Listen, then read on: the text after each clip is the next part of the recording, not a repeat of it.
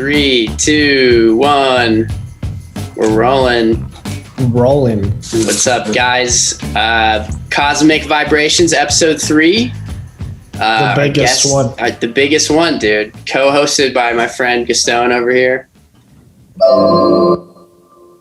And we got our guest today is the one and only, the man from down south, the man who used to have the wild hair, but now has a sick cut. His name is Maximus. Hi, I'm Max. It's just Max, but I like the name. I do. It's Maximus Prime. I actually appreciate that. I wanted to go by that in high school, and no one accepted it really. Maximus Prime. Let's make it. Let's make it a thing right here, man. It didn't catch on, so I'm glad we're on the internet, so it could possibly catch on. You know. And this, if you say it here, it's set in stone for life. Yeah. Like, this is a big pivotal moment. Saying it on a podcast will legally change your name. I'm actually scared because I feel like there's a lot of legally binding things on a podcast, you know. Yeah. Anything you say here will be used against you. I hope to get married on a podcast. Let's do it right now. Hey! No, I don't have anyone here. But dude, Max, what's going on, dude? How you doing? You know, it's really nothing going on. So, not a lot going on for a lot of people. COVID. Yeah, you know, we're all trying to be creative film guys here. You know, that's like what we're trying to pursue. So, I think all the time spent here is like, let's try to get something moving towards the future, because right now the present's so paused. Mm-hmm. You know? So, and then every day I don't do it, I feel like shit. So that's also a fucking piece of shit mood to be in. Yeah. I know, it's a tough kind of cycle to be in, where you feel like you could do more, but then you don't, because you like hype it up. Yeah, you're like, you miss the fun of it, you know? And you're like, when you feel like, oh, I have the initial motivation to do it, and you get interrupted, you're like, okay, there's no chance I fucking do it now. You're like, fuck that. Yeah. And Max, what were you? Were you a director or DP or? Oh, so I'm focusing on writing and directing for sure. Oh, okay. And I was like forced into producing for my film, like, because no one, like, one, I didn't trust anyone because I've heard so many horror stories, you know, of like, because of people that just don't care about the project, or they don't have as much invested as you, but there are definitely producers that care and will get it done. But it's not most. And I didn't know any of them, so I'm like, I was scared to ask anyone. So I'm like, okay, it's all up to me. So, and I swear that made me so much more invested into the project. I was like, every day I'm like, this is all you have. I'm like, this is the last thing you have. Like, get it done. And anytime, like, I was like, oh, I want to make a phone call. I'm like, are you serious? I'm like, are you serious that you're scared to make a phone call right now? Mm-hmm. Just to, like, ask for a horse. And I'm like, yeah.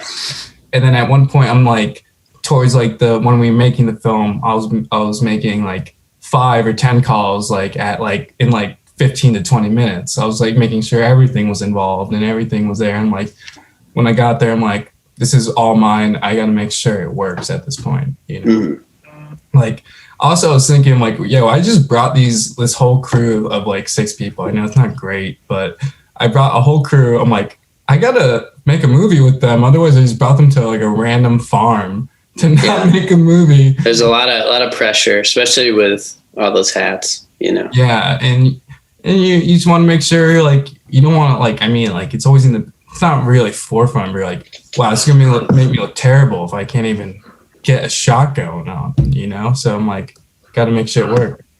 I heard about your movie, if it makes you feel better, your crew. Oh, yeah. A lot of it went to work on my crew, and they talk very fondly about it. Oh, thank you. I appreciate that. Yeah. I saw some stills of your film, and it looked really cool. Wait, you shot in Mexico, right? Yeah. How was that? How was like bringing gear to like a different country and like doing all that? The gear part was easy. I mean, most of the crew hadn't been to Mexico, so that was interesting, you know? Yeah. They all had like interesting expectations, and I feel that they all liked it. It was like a very like open crew, so they all had fun, you know? Yeah, and you had a pretty small crew, right? I had, I think, like 10 most. I feel like that's definitely the way to go for at least a short film. I'm not so sure about a feature, but what's it called? Yeah, I think once you get too big, it like turns into something else. Like it gets its own life. It becomes cliquey, becomes like a high school in a way. It's like its own organism. Yeah, it becomes like a business, you know? I also see that. I was also in sets where they'd be like, had someone be like, oh, move that light. And the person would be like, I can't move that light. I'm not this. Yeah. And you're like, yo, you're on the crew right now. I mean, I get it. It is weird. There's like a unwritten dogma of like classism that you're with on a set. Set life is very strange, and it's like all day. It's like 16 hours, you know. And that it's just the best way if like you create like a family out of it. And I think that's the only way to get stuff done is if you're like all codependent on each other versus like so stressing out. Individually wrapped up. But yeah, dude. So, and you're working on like a couple projects right now, right? That are in development. Do you want to speak on any of those?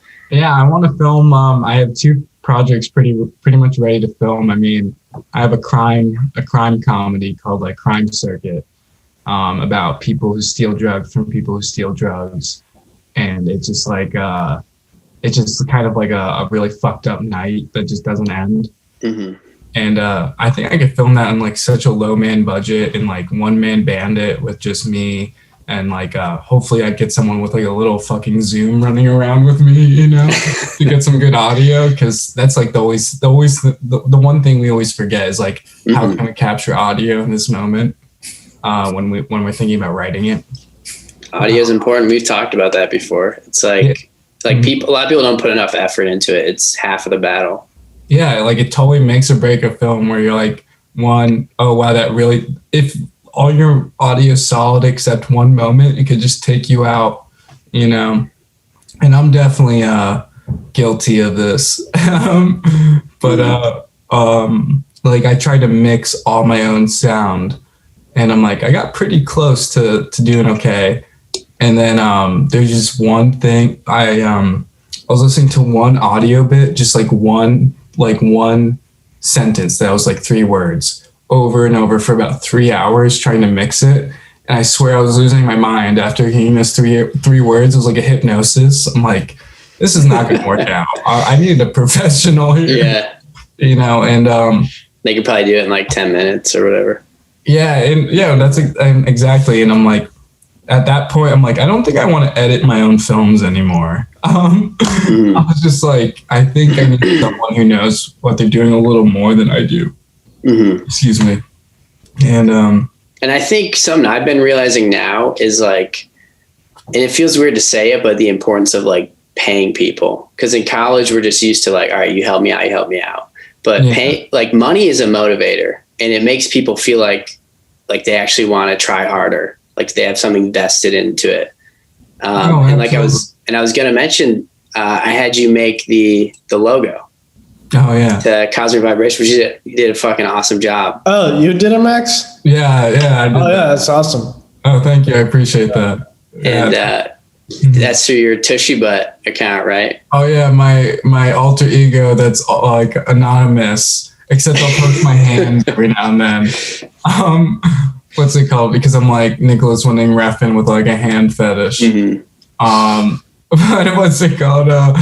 Yeah, dude, that logo was super fun, and there was almost like the money incentive was like, it was almost a different way of thinking of it. Like, oh, instead of me thinking this client needs to pay me for me to care, I was like, Alex, a great friend, he's paying me money for this. I'm like, in a way, I'm like, I shouldn't even be asking. So I'm like, I need to make this better than like I usually make things in a way.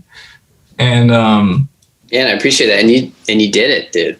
Dude, it was the official last Tushy Butt comic book kind of style. Yeah, I wanted to talk to you about that. Yeah, you just feel like you're ready to hang up the Tushy Butt? Yeah, hang up the, like, I was doing a lot of like retro comic book stuff. It was like some kind of weird obsession for like 2 months where I was looking at like old 80s comics, like I was just like, holy shit, this stuff's so cool. And I kind of lost train of thought on what I was already drawing for myself, you know, like I was like making my own stuff. And then I kept drawing it and people liked it. So I'm like, oh, keep making it. Yeah. And then people were like, oh, I want to buy this stuff. I'm like, oh shit. Okay. I can make money from it. And I'm like, wow, this is just making me feel worse because I'm getting further away from what I actually want to draw. And I'm like, why do I feel so shitty every time I make one of these? And, what's it called? Yeah. And then I just said, you know what, I'm just going to do my little sketches again and feel better about myself. And, you know, I actually took a huge dip in likes and all that, but I'm like, I really don't care anymore. I'm like, I feel like I accidentally like swindled these people. They think they're getting like this cool, like, pop art. And I'm just making like this like weird genre sketchy concept art now. Yeah. But it really does make me feel good. And I don't have to feel the pressure of being like, oh, also the thing was out of nowhere, all these people started doing it as well. Or like I started becoming aware of people doing what I was doing. And not only that, they were so much better. They were so much better than me. I'm like, might as well just do the thing that I can do and what makes me feel good versus what people like, because people can find that anywhere. You know, I don't have to do that. Yeah. But I almost feel like it sounds like you changed a bit or you evolved, you know? Mm-hmm. Maybe evolve's a strange word. You sound like a Pokemon, but yeah, dude. You know what I mean? Ape. Like, and I think it's okay. Yeah. Or like an ape. I guess it's evolving. Is that devolving? Yeah. I mean, I think I'm like orangutan status. So I think I'm like quite up there. Dude, they're smart. Which no, I don't. But I almost feel like it's okay. Like you shouldn't have to feel this way about changing, you know, like that's okay to change your style. And I think sometimes there's resistance at first, but people might come around, you know. Can you imagine if you just kept doing the same thing forever? It'd get depressing. Yeah. It was also just like, it was so much harder to turn out work that I thought was up to par in that style. Cause I'm like, I just gave myself a crash course in how to draw comics. I was like, I could study this for like 4 days. And I found like a whole book and I totally recommend it for anyone who wants to learn how to draw like just figures, faces, almost anything. It's free online PDF form. Stan Lee and John Buscema's How to Draw Comics. And Stan Lee didn't really draw shit, let's be honest. But John Buscema drew everything. And I think Jack Kirby also helped out, who's also huge. But it'll just teach you how to draw from a circle to a face to like everything. And I don't draw in comic form anymore, but I learned how to draw anatomy so much better. And my whole notebook's just full of faces and mostly just super old men that look like they're going to die. But I just, what's it called? It's so fun. It's so fun to just like, it definitely, even though it's not my style, the things I learned can carry over, you know? Dude, and you told me you're writing some scripts too now, right? Oh, yes. I'm writing a feature and it's been I'm like, yeah, I feel like every day it's getting better, but I've written so much of it, and I have this like, I have these flashes of how this can be and what I can do with it, and I'm like, how can I just hold on to them longer? And every day is me just trying to become more immersed in. It's like a period piece set in the 1600s, and every day I'm just like, how do I just become more immersed in this? And that's what I've been drawing more and like just been drawing in that style because it just feels fun. But yeah, there's not too much to say about it right now because I don't want to give too much away. Because but dude, writing a feature's hard. It's really like respect to anyone that finishes one. Like it's a lot of work you got to put in. Well, because I think about there's the one part of a feature is a story. But there's other parts is themes, ideas, and then like you can think about in compartments in ways where like some scenes can feel like they're even in a different part of a movie where they just take a total like tone shift and like, or like even genre shift. And like, you just think about all that, and there's so much you can like, it really blows my mind how many ways you can go about it. And I've just been like looking at my notebook, and like my favorite thing to do is look at a blank page, and then like 2 hours later the whole thing's full, and you're like, yo, I built something. You're like, I know it's just words right now, but at some point in time, if I try really, really hard, it can be an image that moves, you know? Yeah. Because I feel like with shorts and features, like a short's almost like a taste of a world, and like a feature, like writing a feature is like building that world and then having like a perfect streamlined story that like right through the middle ties it all up at the end, you know? Like it's tough. No, you're totally right. And like, I like expanding on that, I feel like a short can be like a lightning in a bottle effect, where it's just like, so like, whoa, in like such a short period of time, where you don't have to think about the next night, like the next 40 minutes, or you don't have to think about the next 45 minutes, like just like 5 more minutes ahead, you know? And then also like when I'm writing my outline, I'm like, how long are these scenes going to be? And then anytime like I write a scene, I usually spend so much time in it. And like, I like to just keep going. So I never know what's going on with this. So I'm wondering if I should just jump from the beat outline to just script. I don't know, but that'd be stupid. I would feel it out. The only stress and like timelines you put on yourself, you know? So yeah, it should be fun. It's not going to be fun the whole time. It's like work. It's like working out, dude. Well, I always like to try to leave it off. Oh yeah, working out. I've been trying to do that. That's so not fucking fun. I just have to wake up super early to get it over with. Dude, we were talking about running recently because I don't know if you know this, Gaston, but Max was correct me if I'm saying this wrong, like a Olympic trainee athlete was it high jump? For long jump. Damn, dude. Yeah, I was pretty good at long jump for a while. I was training with Mike Powell. I don't want to like name drop here. Bring him out, call him. On the show, dude. No, I'm not gonna call him. I haven't spoken to him in a while, and he'd probably be disappointed with me. I don't know. You're on a podcast, man. I made it, Mike. I'm a gold star Olympian record holder. But he got the world record in long jump, and he still has it. Wow. And I at the Olympics? Yeah, at the Olympics. Like, holy shit. Him and Carl Lewis were jumping, and he beat Carl Lewis. Wow. And it was like neck and neck, and he always says, yeah, I even jumped off the wrong foot. Like, that's what he would always say. Wow. And but like even cooler was his coach and Carl Lewis' coach, who I became friends with, named Milan Tiff, who is this like I think he's half black, half Native American guy. He's like a Yoda. And like he had the real life force. I'm pretty sure that's Yoda's genetics, you know? Yeah, he might, dude. He's like, I would love to do an impersonation of his voice. It's so cool. Do it, dude. Do it. It might be racist, but it's in a podcast, so it's fun. All right. I'm gonna try. And this is no joke how he speaks. He speaks like this. And like, but like everything he says is so cool. And I'm like, not only that. Can you do the rest of the story in that voice? No, definitely not. I couldn't keep it together, and he deserves respect, you know. But what's it called? He had a real life Forrest Gump story. He couldn't walk until he was like 6, but like his parents thought he was like, the school thought he was special, like in like a needs way, but his parents didn't. So they put him in a art school. And the first day of kindergarten, he was drawing a nude model.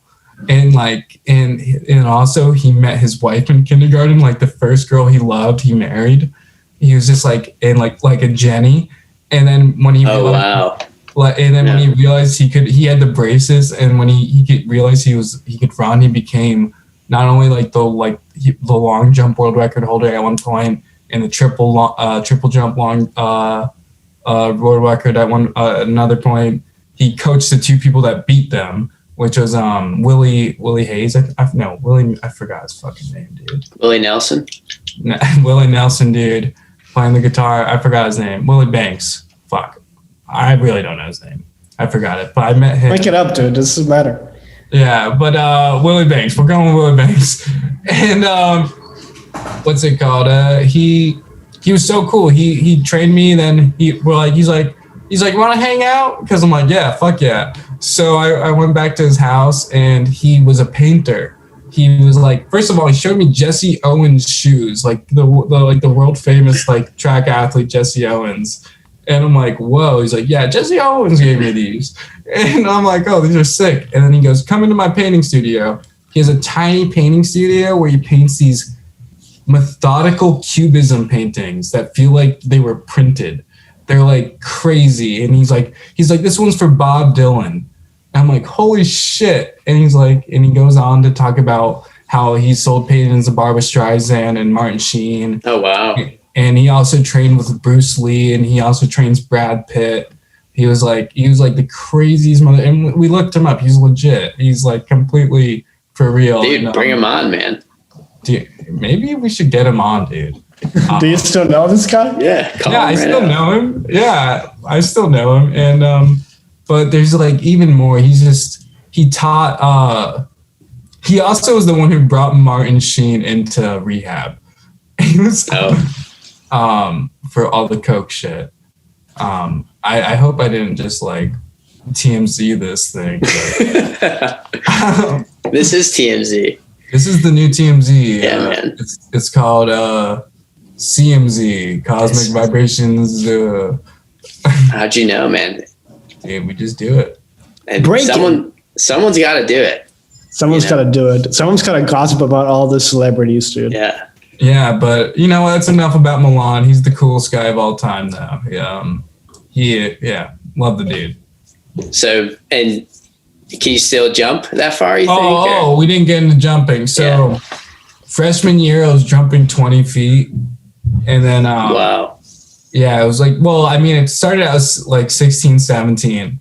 And then it was really sophomore year when I went out to California. And that's where I met all of them. And like, there's like a bunch of gold medalists on the UCLA track.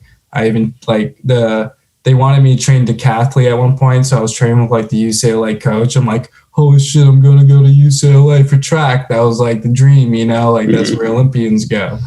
And then, so I was jumping 20 feet. And then next thing you know, I break my fucking ankle and then I dislocate my hip.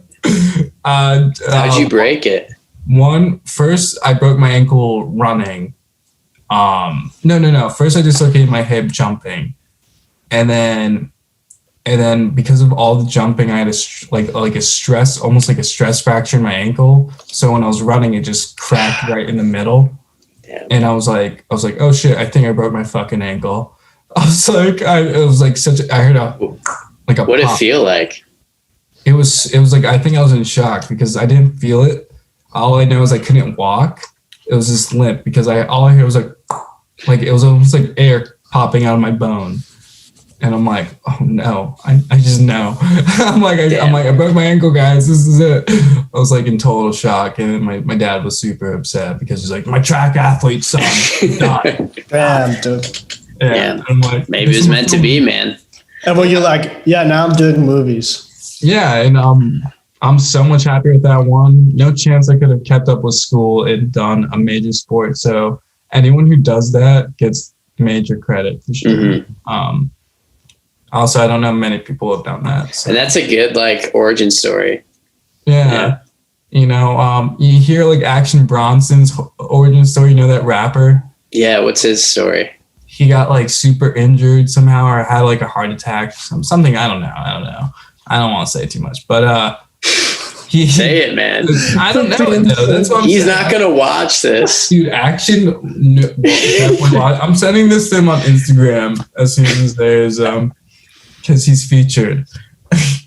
But he was in the hospital and he started rapping in the hospital or something, and then he's like, "Yo, I'm gonna become a rapper." But now he's like a chef and rapper, so he's living it. That could be you, man. Broke your foot, then you got the movies in you.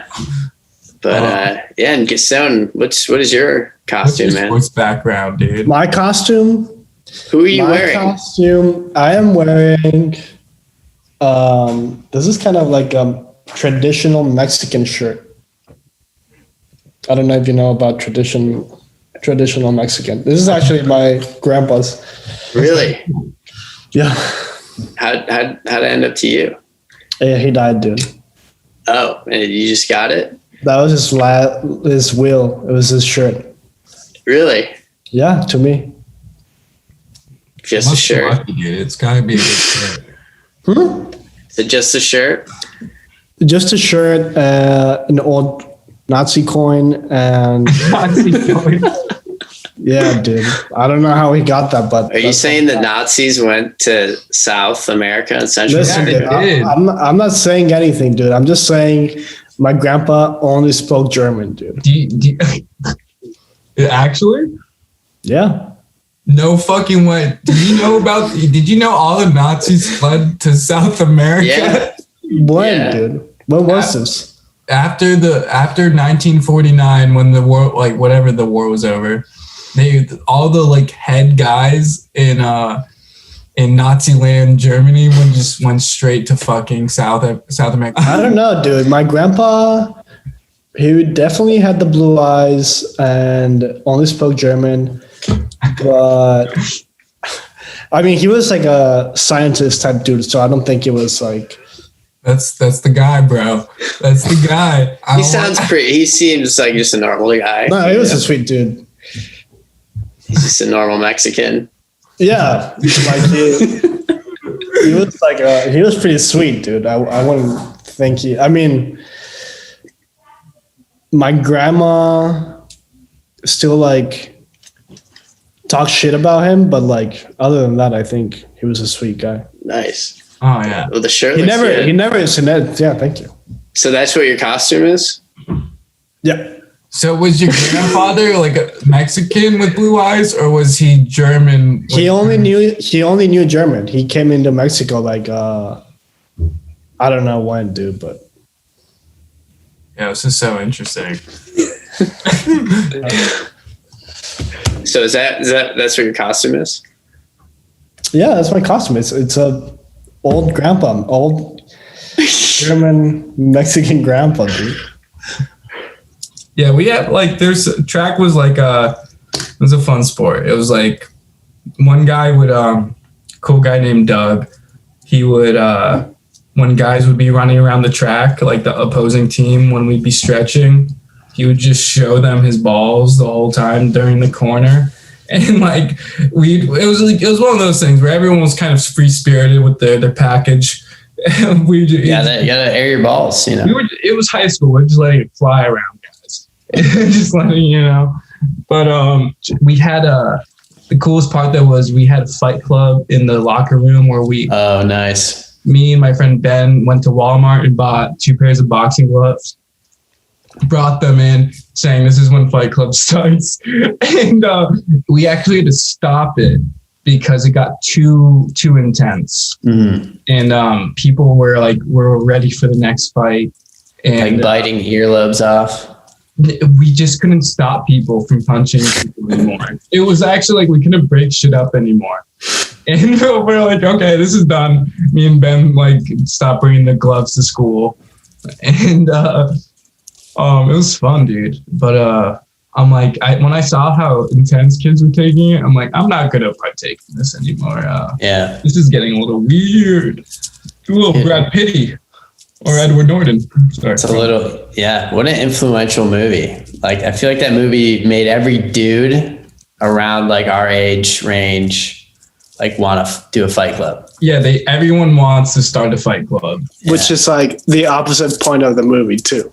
Yeah, it's like Wolf of Wall Street too. Everyone does the same shit with that. Yeah, I think Marty he I don't know. He puts it in a pedestal a bit more. No. What do you mean? Leonardo DiCaprio's character. Oh yeah, I see what you're saying. As in he glamorizes it. But yeah, absolutely. I think it's glamorized in a satirical way, but I agree where people could be like, "Yo, this still looks fun no matter what," even though his life was like at least depressing in a way. Yeah, he was like a drug addict. I was talking with another friend about Scorsese, and we're talking about Irishman, and he was like, "Yeah, I didn't like Irishman." I'm like, "Yeah, I don't think I liked it that much either." Yeah. It took me. I couldn't watch it in one sitting. I think we were talking. I think I messaged you. I'm like, "Yeah, I'd rather watch Silence again." I need to watch Silence. It's like a slow movie that kind of deserves to be slow, unlike The Irishman. I'm like, I was talking to someone who's a cool screenwriter, and he was saying, I didn't really like the fact that it was a 3-hour long movie, yet we didn't understand anything about what his family life was. Yeah. And I'm like, oh, I kind of see that. And but I also see as he was not really there for his family life. And we still have like the little daughter who's like judging him the whole movie. Yeah, that's the only remnant of his family. Pretty much, yeah. You're right. It is very focused on him as a gangster, but that's like all Scorsese movies, you know. But wasn't Goodfellas? I felt like Goodfellas had a lot of family shit. Like there's some good family scenes that give it humanity or whatever. All the dinner scenes, those are always the best scenes in a Scorsese movie. And hey, I was gonna mention I watched the first 10 minutes of Hard to Be a God. Yo, tell me. I see what you're saying with like sound design plays a big part in it building its world and stuff. And I didn't watch more because it was late. Yeah. And also I was like, fuck, this is a movie that I need to like set time for. Like it's like an experience, you know? Well, did you feel like the 10 minutes flew by in a way where you're like, that feel of what? Did you feel like the time that you watched flew by, or did it feel like, oh, this feels like 10 minutes? I felt like it flowed. Yeah. Like when I watched the first 10 minutes, I was like, wait, that was 10 minutes? Like I could totally take on 3 hours. I was like, I'm ready. And like that was a movie. The only reason like it deserved to be 3 hours long and it wasn't like, as some person in my class would say, what did it say? Indulgent or indulging. Fuck that word. But she called me indulgent. But yeah. I love that one person in my class would say to me. Yeah, to me. But this was like, yo, I just want to exist in this world for longer, and I don't care what I see. I just want to see what it happens. And it was, I heard someone call it's Monty Python, but covered in shit. And I'm like, that's the best way to sum this movie up, because it's a comedy in a lot of ways. It's like a really black comedy, and but it's also super poetic and enlightening, despite not having an enlightenment in it. And Gaston, do you know the movie Hard to Be a God? I know the movie. I haven't seen it though. Oh, it was one of those ones where I saw the trailer and I'm like, okay, I just got to see this. And it took me 2 days to see it. And I'm like, it took me 2 days to actually find where to find it. And it's stupidly on YouTube. And I'm like, shit. I was looking it up in the Russian name. And so I accidentally downloaded Russian malware. Oh no. Had to figure out how to get that. It said like they're trying to steal your vote, man. Yeah. They're like trying to make me vote for Trump. Like they're trying to make me date Melania, dude. Yeah. I ordered Melania. No. It's your own Melania. Oh, dude, she's a robot, dude. She's a total robot. Can you imagine being in the spotlight? Well, I wonder what goes through her head every day, you know? Botox goes through her head every day. It's probably I don't know. I haven't even heard her speak, dude. She speaks like this. Welcome to America. I don't know what her accent spells, but that's the cadence, you know? I don't know her accent. Any accent I do is gonna be totally racist. Dude, and all those guys are definitely drugged up. Like people that old in those positions. Like Trump's like what? They're on Adderall. 78. Yeah, I saw a post of this guy who used to work with with Trump on The Apprentice, dude. He said that during the show he would snort Adderall. That's scary. It like changes your brain, man. Yeah. I heard it just makes you just ride hard on Adderall super quick. It's like, imagine taking like a bong hit of Adderall. It's like that. Let's do it, man. Dude, I have like a fucked up nose, so I've never snorted shit. Cause like I heard if you have like a bent nose, like it just cuts your nose. Oh, really?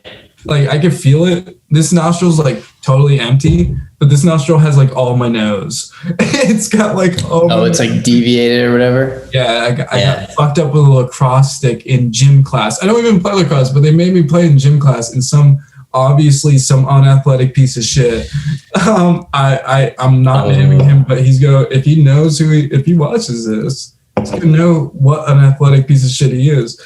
He fucking hit the lacrosse stick and it boom up my nose like a palm heel, and I was like, oh fuck, I bite my nose. Show us, dude. Like this. Oh, how broken it is? Yeah, like do this. That's fucked up. Terrible, bro. Dude, now I can't wait for my nose to be a meme on the internet now. No, I had a nose like that too, and I got surgery. I'm scared about that. No, you breathe better, dude. Yeah, Didn't you get the same surgery, Alec? Yeah, so I also have like a fucked up nose, and I have like a sensitive nose. So like, I'm like sensitive to smells or like what? I don't know, but I had like nasal polyps all throughout my nose and all my sinuses, which are like, I guess, inflammations or whatever, like inflamed, almost like a cyst or whatever, some gross shit. And I think it was from I'm allergic to like dust mites. So I had a surgery like a few months ago where they literally just stuck some fucking like Novocaine in my nose, stuck this like long rod in there and just ripped them out. So were you really high, or like did they give you some shit to get high off of, or like were they just? No, I wasn't high at all. It was literally just a needle they stuck in there, and they'd like insert the liquid, and it would feel like ice cold. And then it would just, all my nerves would like. So like, were they wearing like surgeon outfits, or was it like in a doctor's office? It was at like a clinic. This guy like specializes in nose, ears, and throats or whatever. I go to one of those. I get some shit in my ears every now and then. They gotta pull it out. It's annoying. Yeah. What are you shoving in there, dude? You hide stuff in there? Me? What? Yeah. What are you putting in your ears that they have to pull out? What they do is like I have rock and roll. Every now and then I get like earwax because I get like terrible like I noticed it when I went on planes. I got like terrible like earaches or whatever, and they're like, yeah, you got some earwax. I'm like, fuck. So they gotta pull my earwax out. I'm like, this really sucks. And they're like, yeah, you come like every once a year or whatnot. I'm like, really? And they're like, yeah. I'm like, all right, my life officially sucks like completely. Is it satisfying though when they pull it out? No, dude, I'm like so nauseous because like your ears have something to do with your balance. Yeah. So like when they like, I can feel like if it's like, I'm like, I feel a little clogged or whatever, because like my nose will get stuffy and everything. Because like Alec was saying, ear, nose, and throat's like some bullshit connective. So, it's your ear, nose, and throat chakra, man. Yeah, I wish I didn't get any ear, nose, or throat karma. I got all the bad karma for ears, nose, and throat. Okay, man. And yeah, so what, like my doctor's not good enough to like pull it out. So what he does is he just like shoots water in my ear and it like pops out. I'm like, oh shit. I'm like, this really sucks though. It really does. And you know what? If you ever want get some water in your ear. Do you ever want to taste it? Like the earwax? I don't, but I can send it to you. I'm not gonna taste yours. I would taste mine. Like just seriously. What else have you tasted that's yours, Alec? What's this curiosity extend ears, dude? It's like boogers, but in your ear. It's probably cleaner. Boogers? No, dude, they're definitely worse, dude. It definitely it's definitely worse. It's wax. It's literally wax. Maybe you can smoke it. Maybe you can smoke it. It's lit. You're just pulling dabs out your ear. He's hitting him on a nail right after he takes them out, you know? And dude, I wanted to talk to you about something, Max, and you, Alex / Gaston. You guys both have first-person encounters with producer who is not a good person. Did some shitty things, you know. Do you guys want to touch on that subject? This is a TMC, dude. Yeah, I mean, I mean, we should elaborate though on the story, because if you say like that, no one will know. If they didn't go to SCAD, they don't know what's going on. So we're not going to say the name. So what did you say? No, I mean, just say like we all went to. Hey, I didn't put any rules, but yeah. I'm just saying it so everybody who didn't go to SCAD also knows what's going on. You know. I drew him. That's what I'm talking about. That's who we're talking about. We all went to the same university where a guy, he made really big movies with the school. In quotes, big, we should say. Big, I mean, it is like huge. 30K short films. That's big. That's, I guess, I don't want to admit it. Well, the school loved it. That's the point. He won the Coca-Cola Regal. He got into the student Oscars. And then it turns out that he was actually sexually abusing a bunch of girls. And yeah, that's the story that's like how you say it, Alec, like a small Hollywood going on in our school, dude. Yeah, we had like a small Hollywood event that's mirrored in. We had a tiny Weinstein, dude. We had a tiny Weinstein. A little pedophile, bro. Like, not a pedophile, but so here's my experience with him. Did you guys have first-hand experience with him a lot of times? Yes, not a lot, but a decent amount. I was in class with him for like almost 2 years. Wow. And I remember the first time I was in class with him, I was waking up. I would wake up at 4:45 a.m., do my thing a few hours before class, walk to class, and then chill. And I'm there at class started at 8, right? So I'm there at like 7 or 7:30 always. And I'm always the first one. And he gets in and he goes, "Oh, what time do you wake up?" "I wake up at 5. Do you wake up at 5? Are we in the 5 a.m. club?" And I'm like, "No, I wake up at 4:45. Which is true. I woke up at 4:45. And 5 a.m. clubs for the devil. Yeah, I'm like, I'm not doing that 5 a.m. shit. I'm 15 minutes ahead of your shit. He's like, "Oh, cool. And then I'm like, he's like, "So we're friends because we're super productive." I'm like, "Yeah, we could be friends." And then Natalia, and apparently you don't remember this, but for some reason it could have been a dream. I don't know why the fuck I know this, but she said, or I felt like she said that, "Oh, he sexually assaulted a girl. He's a bad person." And I'm like, "Ah, shit." Allegedly. I mean, this is what's going on. I don't know if he's convicted. But that's what I heard. And I'm like, okay, I instantly don't like him. So the next time I showed up at class super early, he comes in, he goes, "Hey, what's going on?" I just don't speak to him. I'm like, "Fuck you." I'm like, I'm just not talking to you anymore because I don't know actually how. Fuck the 5 a.m. club. Yeah, I'm like, your 5 a.m. club is bullshit. You Mark Wahlberg, fuck off. I woke up at 8 a.m. last night. No, whatever. But that's my Mark Wahlberg impersonation. Yeah, what a strange thing to happen, because we mentioned this before that we always felt like he was a douche, but thought that was like it, you know? My thing I said about him was, I went back to Robert and said, it's weird after talking to him. I'm like, it's weird how sometimes in real life that people could feel like bad actors. And I'm like, he just feels like he's acting. I'm like, this doesn't. Funny. Yeah. But he also spent $45,000 on a 17-minute film. So. But you know what's crazy too? I think it was that film that you're talking about, which is a crazy amount of money.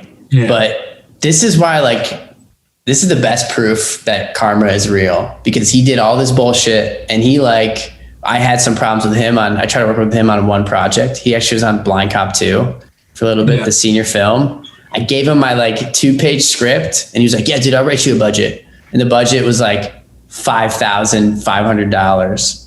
And I'm like, what? More than my 17-minute movie. Yeah, it's a 2-page thing. And I'm like, what the fuck? So that's when I was I don't know about this guy. And then he just ended up ghosting me, which at the time sucked. I had to produce my senior all by myself. But it probably got you in the zone, right? Yeah. And it did. And it made me it definitely pushed me more on it in creative ways. But he was like, yeah, I'll help with the funding, blah, blah, blah. And, but I think it was I'm happy it happened, because now hearing about him, I would have wanted to work with him. Yeah. Yeah. Well, and also this is what I was going to get at with the karma thing. What was going to be the best day of his life ended up being the worst day of his life, which was that the day that he almost got the Oscar nomination. Or he did get it later in the day, but that was the day that all the news broke about him on Instagram and stuff. And people were tweeting at the Academy and they were like, hey, dude, this guy's a rapist who made this film, take it down. And they took it down that day off the nominated list. So it was the day that was going to be the best day of his life is the worst day of his life. He's going to remember it forever, Yeah. No, I actually heard a word and I wish I could bring it up, but when you have that brain that just doesn't want to remember shit, mementos disease. Yeah. I heard a word that exactly described the two dichotomies, or the dichotomy. I don't know if I'm speaking correctly. I'm 3 beers in. But yeah, I think he got what he deserved, and every day he'd be in class, and every day everyone would suck his penis, basically, just be like, yo, Shane, your film's amazing. And to the point where he didn't show his film once in class, senior, whatever, the last senior class we took. And honestly, I hate to say it, I kind of fell on the sword of saying, hey, it looked great. Giving him one compliment, because I think everyone was a little afraid that he would be something big. Mm-hmm. And we're like, he's going to be the guy, suck up to him. Yeah, everyone would really suck up to him, because he's for some reason he was making moves that we couldn't comprehend. Mm-hmm. As in no one in the right mind at senior year would think they could get $45,000 for their senior film. I would never. I had $3,000 to make mine, and thankfully I got, my biggest thing was my location, which was $1,500 for 3 days. I shot there for another week because I was just good friends with the guy, and for free. That's awesome. Yeah. Yeah. But you know what? On the reverse side, I heard from Shane's location. Oops, we named him. I don't know if we named him yet. Yeah, so you can say no one's watching it, dude. Yeah, it's cool beans over here. This location. So a girl in my class goes, oh, I would have gotten the same location as Shane, but they said they would never let anyone film there again after what he did to their place. Oh no. And I'm like, I heard he just wrecked it. He didn't clean up. He broke stuff. The whole crew was not nice, because he had a crew of over 100 people. He had a giant crew. And I heard of another guy. I don't want to name him, but you know what? He got a lot of weird flack, but he actually turned out to be a nice guy. He was making a film about I don't know if that cop rape movie. Do you remember that? That was floating around the script. He was a nice guy. I think Gaston worked on. I worked on that movie. Oh my God. He was saying though, I would love to hear your opinion on it then, because he was saying, I wish I asked him his advice because he already made a senior film and I didn't. And I'm like, what's your one thing you would tell me to not do in my senior film? And he said, have a small crew. And he goes, I had such a big crew that I was dealing with so many different parts. I had so many voices in my head that I didn't know what to do anymore. And I'm like, that's a really good point. I'm like, you know what? That's super valid. And I appreciate that. And I think that's the opinion of someone who's growing for someone who's not growing. And like, so, and I'm like, I'm going to take that full heartedly because you've grown from that situation. But Gaston, what did you think of that story? Well, he was a friend of mine. I really like him. Yeah, I like him too. As a person, I love that guy. I think he asked me, hey, do you want to help me produce a movie? And I said, yeah, dude, of course. I'll do any movie you want me to work on. I'm happy to help. And he sends me the script, and I read the script, and I call him immediately. And I was like, hey, I hate to say this, dude, but I don't want to be part of your movie. It was rough. I know. I was like, I read your script. I don't think this is going to go well, dude. And he's like, oh, dude, I appreciate you telling me this. Like, I want to know why, because I want to make this good, and I want to and I knew, dude, like, this is going to be a disaster. Like, the script, you can't write shit like that, dude, you know? Well, you know what? I also thought it could even gone darker. You know, I told him it could have gone darker, and he didn't like that. Oh, you said you could have gone darker? I said the cop should have killed himself. I said, but yeah. The cops or the girl? Are you able to say the story? Like, very? Yeah, it was a guy who is Muslim, and he leaves a bar, but he doesn't drink any drinks. Then a cop stops him, and he's like, "You're under arrest for DUI or whatever."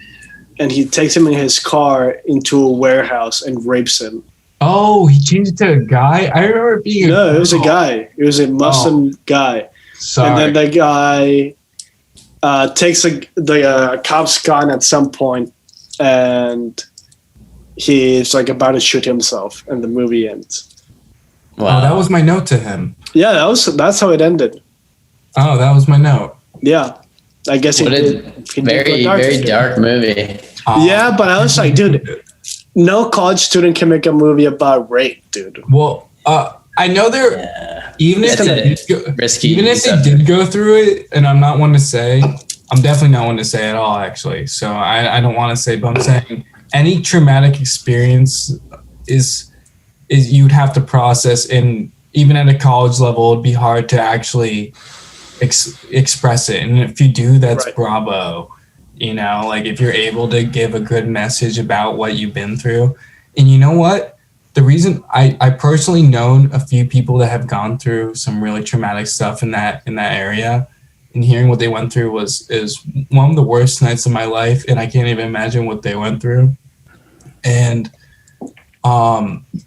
some girl pitched a rape script into my class, and I fucking hated it so much because I knew I was so unrealistic about how they were dealing with it, and just seeing what my friend had gone through, and what her script was. It was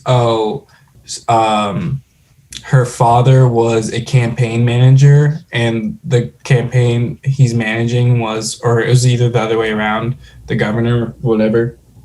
But one of them raped her, not the father. And when he met the campaign manager, I think it was the campaign manager, she realized, oh, that's the guy who raped me. But it was I felt so bad for her because she was one of the ones that got funded by SCAD, where, you know, you could pitch your script and SCAD could fund it for your senior. Yeah, SCAD funded that script? SCAD funded that one. Oh. And the thing turned out to be a train wreck because the girl was very inexperienced in making her own film, and actually made some bullshit comments about how SCAD failed her because it didn't teach her how to write a story. I went off in that one. I was like, no, shut up. I'm like, I took writing classes. I'm like, you could take them too. And You called her out. yeah. And then some other guy in my class who was like trying to be a David Fincher, who actually could have real chops. I forgot his name, but his film, he made a 30-minute film and it turned out to be a disaster. And I see why, because there was a lot of the same shots over and over. But he made a great fucking trailer. And it looked beautiful. He has something to it. But he goes, yeah, I disagree too. I did the same thing as that guy, and I took writing classes. And it was just like, and my professor's like, yeah, we're going to school. You can take classes. You're like, this whole you thing. give me a movie. I'm going into debt for this. And I also know of another guy. I don't want to name him. I don't want to name people, but what's his name? You know, Natalia was his name's. I'll say his first name Lee. His first name is Lee. Natalia. Lee White? Oh yeah. I hadn't seen his film, but since I didn't hear anything about it, I just can't imagine it went well. It was another SCAD film. And Cutthroat? yeah, how'd it go? Oh, I worked on that, dude. How'd it go? I didn't hear anything about it. I'm so curious. This is TNT. It worked well, dude. I mean, he's a really good friend of mine too. I like him. He's a really sweet guy. I thought the script needed some work.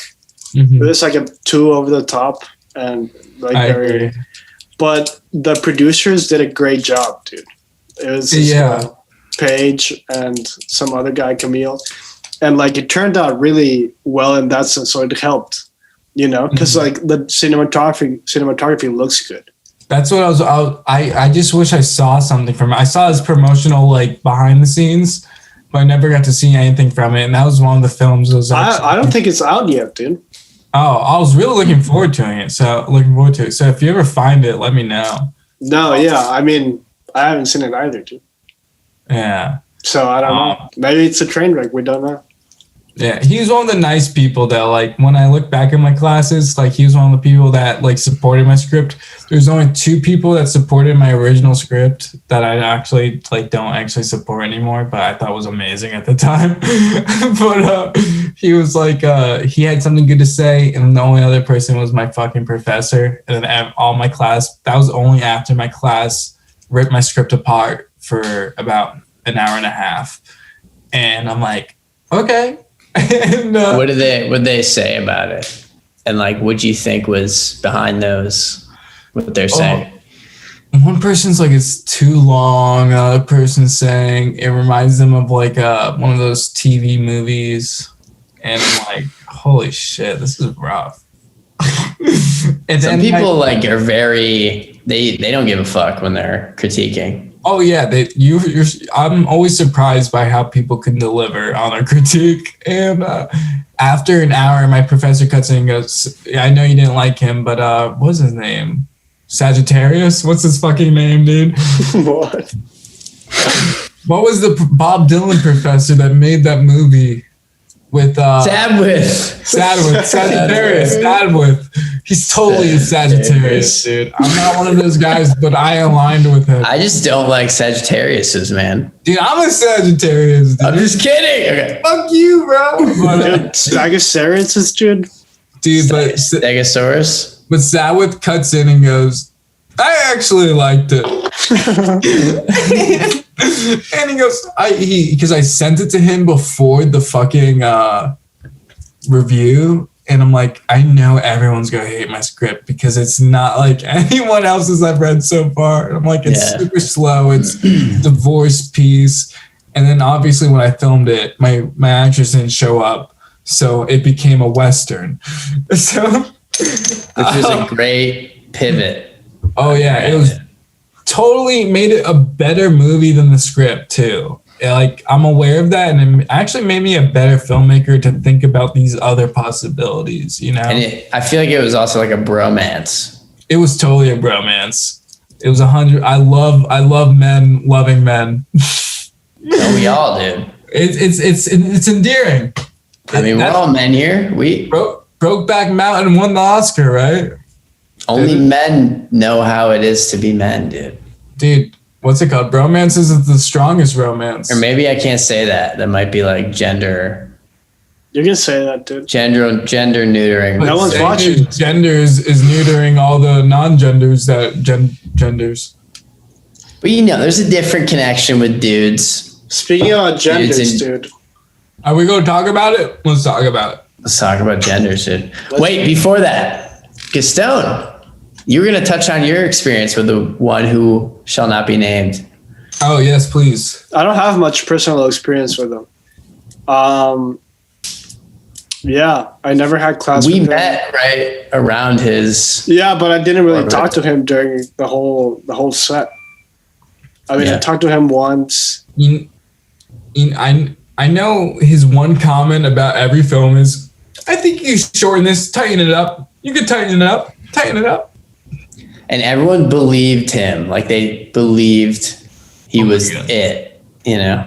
And his film is so fucking naive. I mean, not naive. I mean, not elementary, but like it's popular in a way. Melodramatic. Melodramatic, yeah. As in, yeah.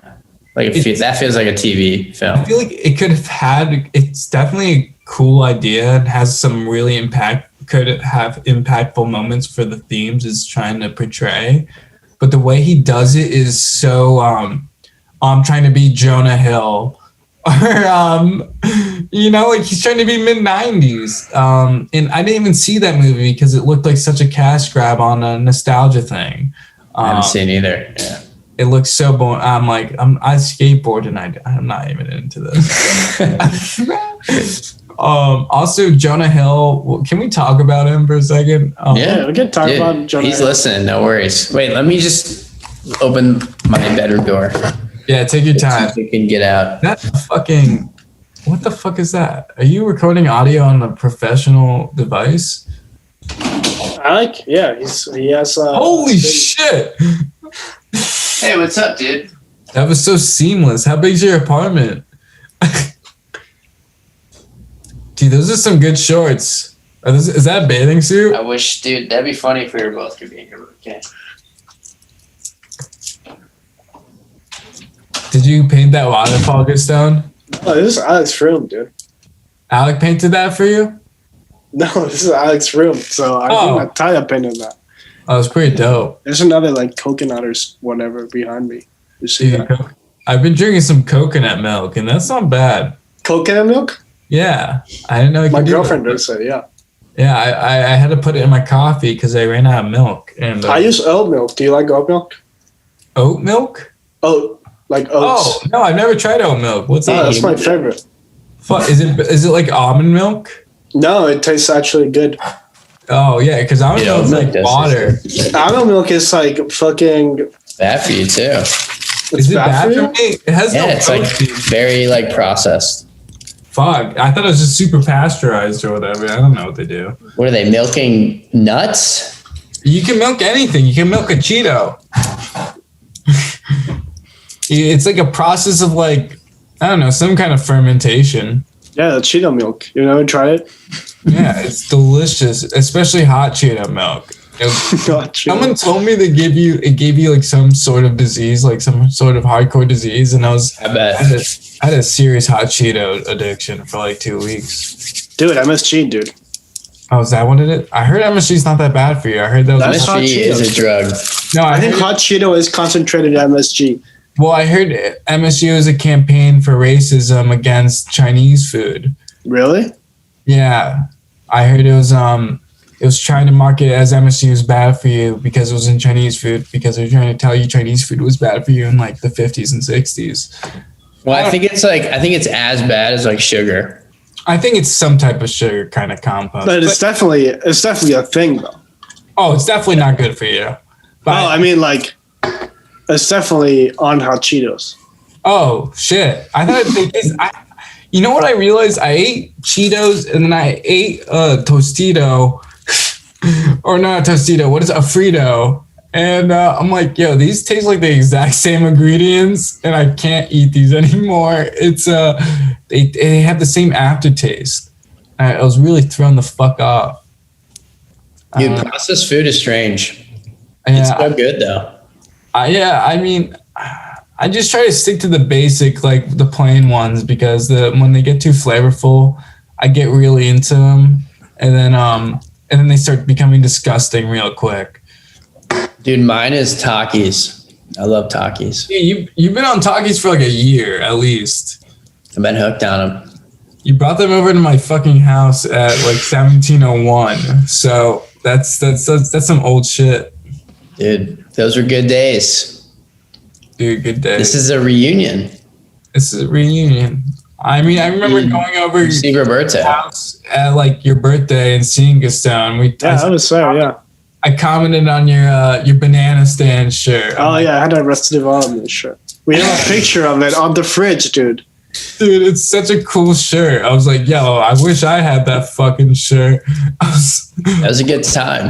That was a good time. We were watching the Fast and Furious trailer or something. Oh, yeah. Dude, Tokyo Drift might be my favorite. Hobbs and Shaw or whatever. Yeah. Oh, yeah. Dude, they brought back Han for that new one, or the newest one. Who? Han, the guy in the cool orange car in Tokyo Drift. That was like the best. Oh, didn't he die though?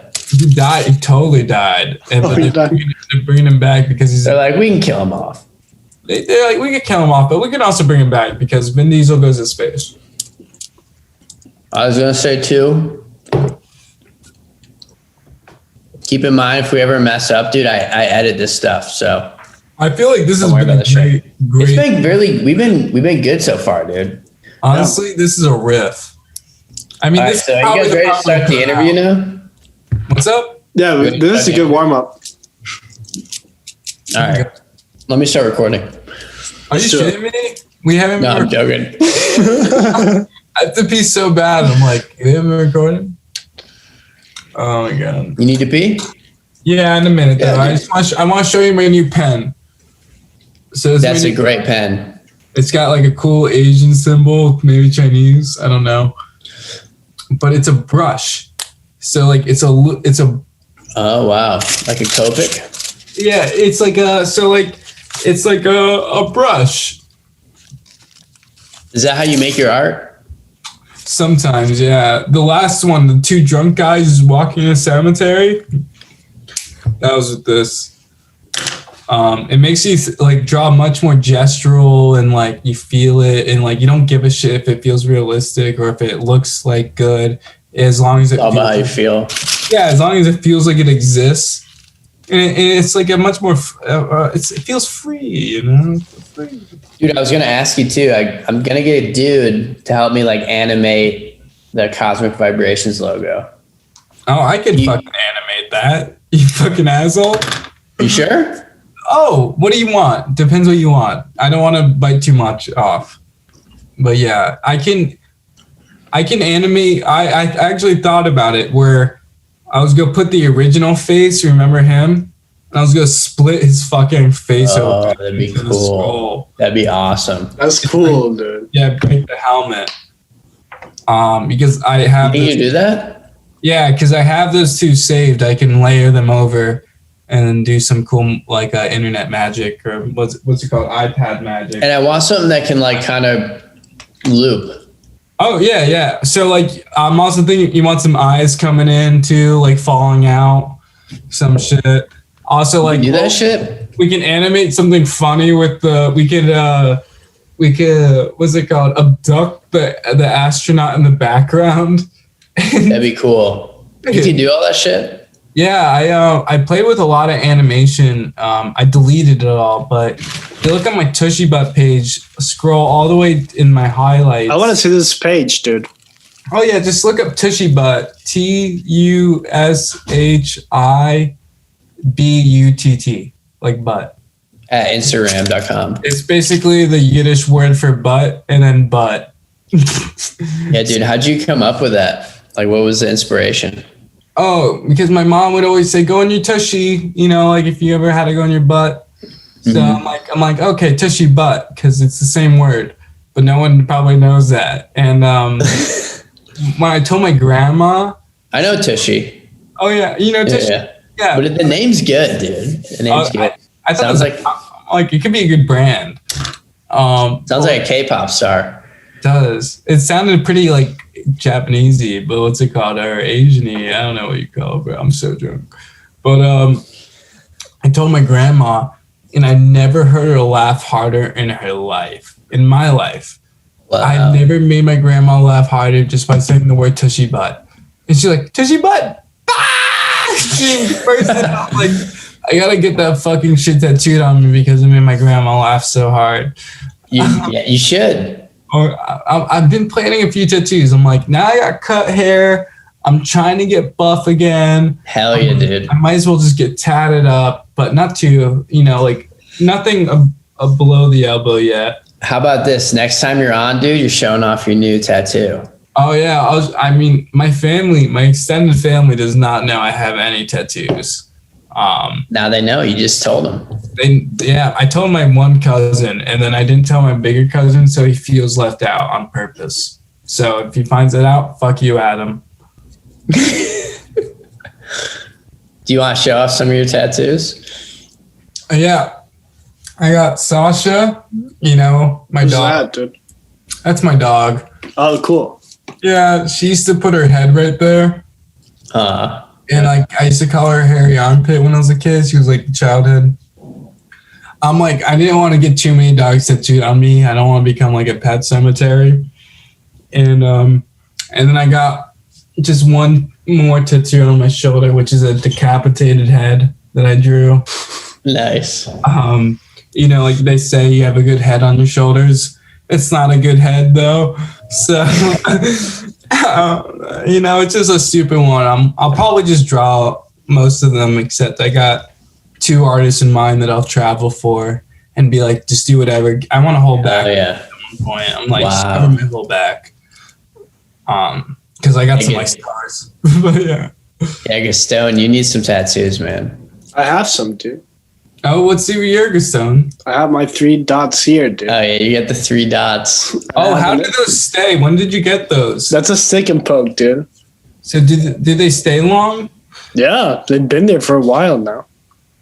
Like I heard finger tattoos wear off though, so I was wondering. Well, they're on top of my finger though. Oh, so it's as much, yeah. This one kind of faded though. It's like an egg. One saying I can't. Oh yeah, that's really faint. Is that another stick and poke? Yeah, it's a stick and poke. Damn. Yeah, and I'll get my blind cup tattoo whenever fucking Alec does his work, dude. I made a deal with him. When he finishes blind cup, I'll get my blind There's cup tattoo. so many people that made that deal with me. I drew Natalia blind cop tattoo. Yeah, that was awesome. I saw it. That was cool. Oh yeah, I'm like, I thought it was so silly. It took me so long to figure out what to do for her. It took me so long. She wants to get it. I don't know why she didn't though. I think COVID and all that shit. I also let her know that she should go to the tattoo artist and be like, hey, make this hand anatomically correct. Because my hand is not. It's like a doodle. So yeah, but the doodle looks cool. Like what you came up with. Yeah, if she likes it, she likes it. But like, I didn't want anyone to be like, oh, the hand's anatomically correct. I'm not the best. I see that. All right, dude. You still got talent. You got your own style. Yeah, I can get what I want across. That's how I see it. I actually let's see if I have my iPad. Actually, give me 1 second. I have something I've never shown before. Oh shit! Show it. Dude. Your dick. Yeah, it's my dick. I'm eating some Justine's peanut butter. Sponsored by Justine's peanut butter. Yeah, should we do the actual sponsors though? Yeah, let's do them. You want to start? Yeah. Well, today we want to thank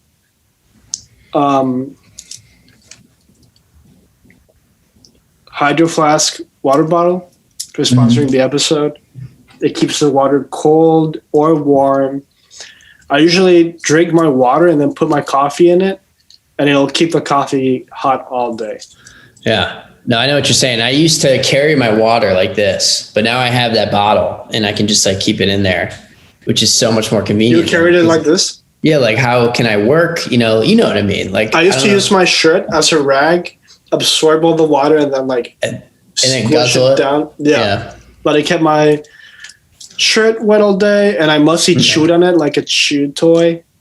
Yeah, and when my shirt gets wet, my like nipples show through. No, that's actually a pro, but you can still do it with the Hydro Flask water. Yeah. So go to www.hydroflaskwaterbottle.com. Use the code Cosmic Vibe. Cosmic Vibe, and then Nation instead of ration. That's the Cosmic Vibe Nation. Nation. And get 20% at off on your Hydro at Flask. FM 1079. 666.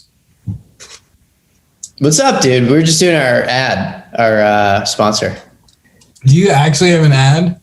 Yeah. Yeah, you just Hydro have to Flask. do one. No fucking way. Dude, yeah. Everyone watches the show. I told you right before we started. Well, I got my unreleased Tushy Butt thing. Let's see if it comes out on screen. Whoa. Wow, that's awesome, dude. All I see is Gaston's face. Let me pin the video. It's That's why post that, dude. it's painterly and like it doesn't work, but like this would be sick for your. I want to make a medieval film too, dude. Let's make it. Yeah, dude. that would be sick. That's very like, wow. It'd be It's like very what's the word? Gothic. Oh yeah, dude. I might just render it in pen so I can post it to Tushy Butt, but Do it. it's fun. I worked hard on that, and then I'm like, this sucks. And then I'm like, fuck. Do we have anything else to touch on about the man with no name? Or should we just? Dawson. No, I'm joking. What'd you say? Steve Austin? Shane Dawson. Have you heard of that guy? Shane Dawson. That's who we were talking about this whole time. This whole time, he technically raped a bunch of children or whatever. Wait, really? Yeah, did you Shane hear? Dawson? Yeah, he's been completely canceled. Really? He like was like a child like pedophile, like with Like praying his fans or something? yeah, he sexualized the Smith daughter. What's her name? The whip my hair back and forth girl. He was like saying he was like jerking off to her poster or pretending to, and everyone's like, okay, this is pretty awful. And then he had a bunch of terrible videos.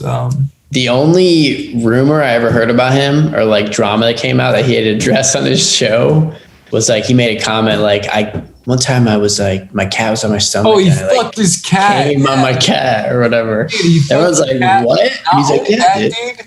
He fucked his cat, and he also does blackface like all the time. Yeah. Like I remember He's a watching. weird guy. You watched that? It's like I watched him when I was super young. dude, me too. I was like, Yeah. this is entertainment when I was like, this is the internet. This is what you like. I remember Shane Dawson, dude. yeah, it was like Shane Dawson TV or something too. And like I remember typing YouTube in the first time ever as the letter U and then TOOB. And I'm like, why can't I find this website? And you were like nude women. I'm like, oh, that was the second thing. And then I'm like, oh, but we're going to talk about the first time or what? No, I'm joking. Let's do it, dude. Oh, no, I'm not in the mood. It was pretty cool. Moods now, man. Your life has led up to Dude, this I'll moment. say a funny story, dude. Let's hear it. I won't say any names, dude, of course. But I was in a shoot where I was staying in someone's house, right? And they had a dad in the house who the person's dad would like always be around and always be doing shit. And one day he like comes into my room where me and the producer are at. He's like, "Hey, come into the living room, watch some videos with me." We're like, "Okay." And then he puts in the search bar, dude. And on his search history, there's a bunch of weird shit like sexy ass, shit like that. And we're like so embarrassed. And he's like, "Oh yeah, you guys know how to delete these?" And we were just like so embarrassed. We were just like, no, dude, I don't know.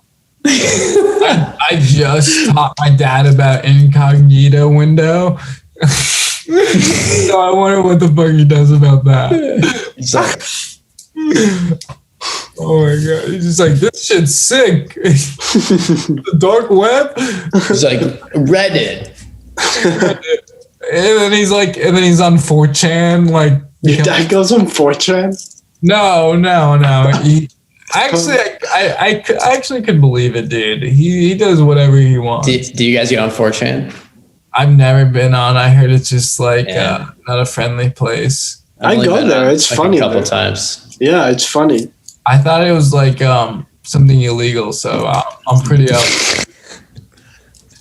It kind of is. So they're always doing illegal shit there. I heard they're always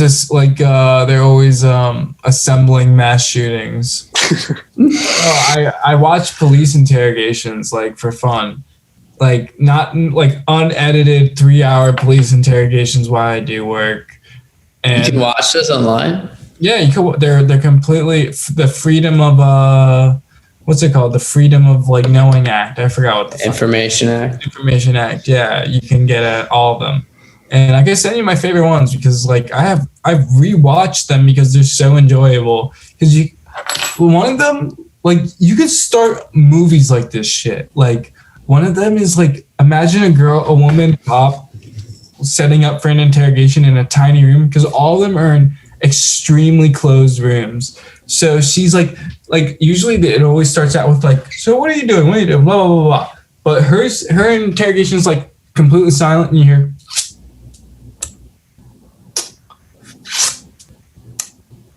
You hear the take going on. You hear just nothing but silence. Her looking at all the photos of evidence, and it just feels like such a building of atmosphere before you actually even see who's being interrogated. I'm like, that's how you start a fucking movie. I'm like, this is good, and like you learn so much about just how people communicate, and like Law and Order, all bullshit, all fucking. Terrible fucking schlock. I hear it 90% of my life because my sister and my mom are addicted to it. And like, no joke. I've never heard dun dun dun dun dun dun dun.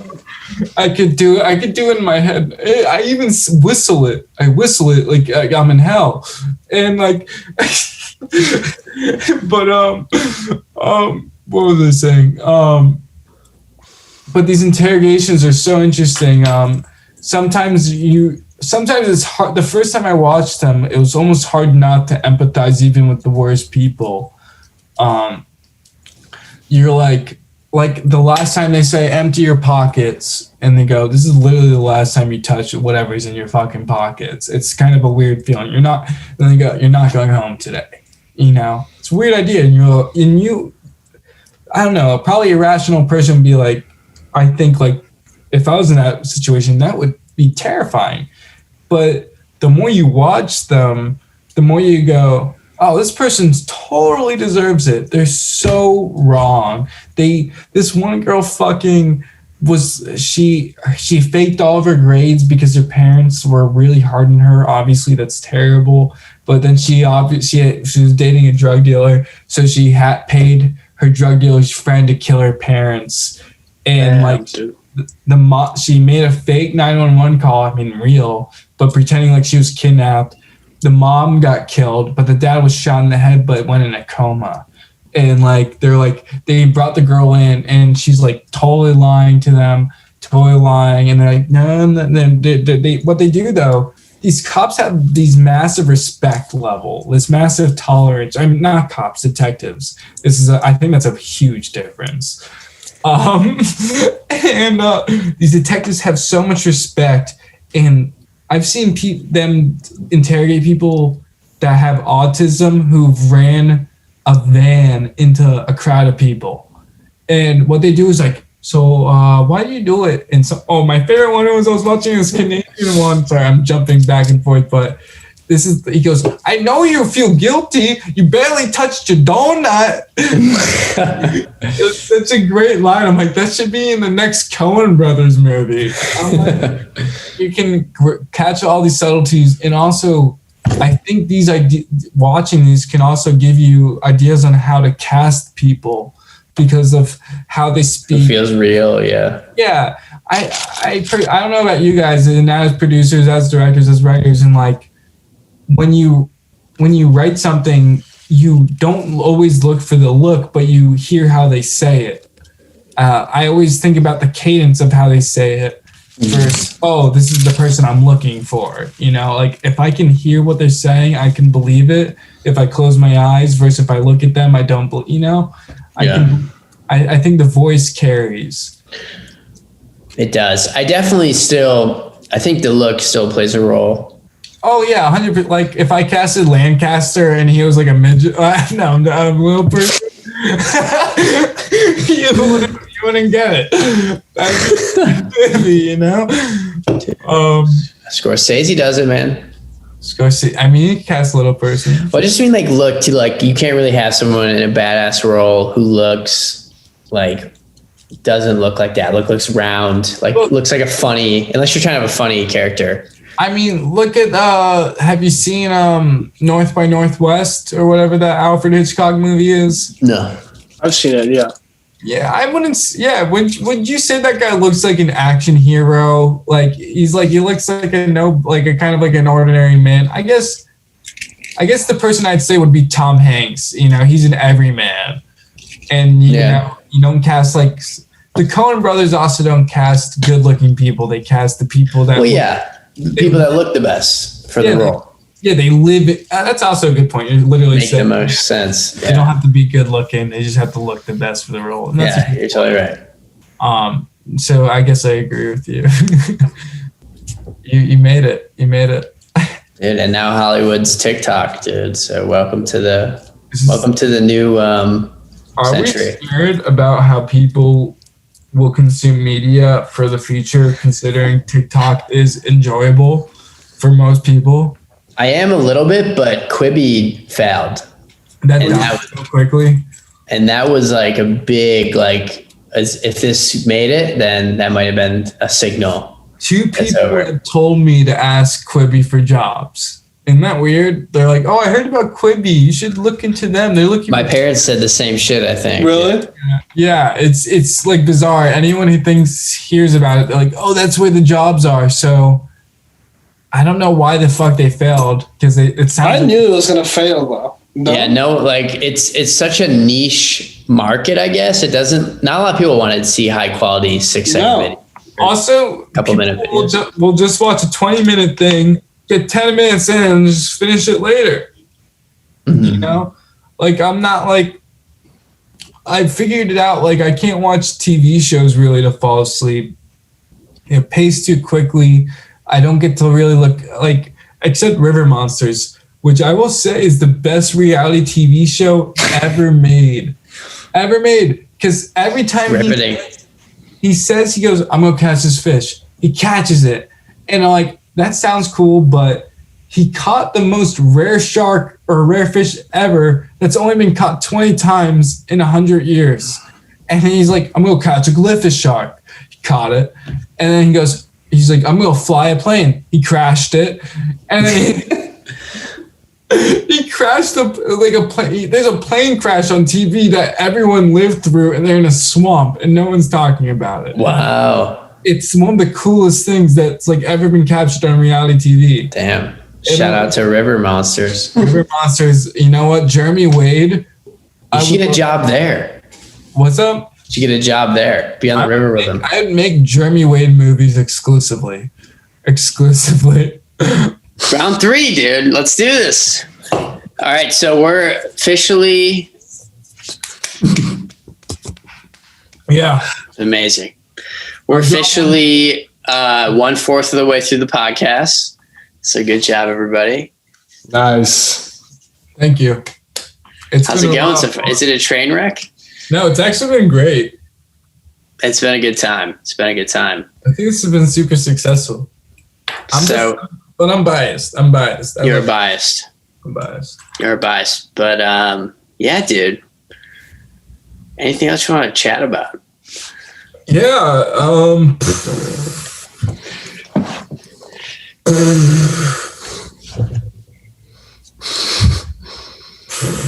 I don't know.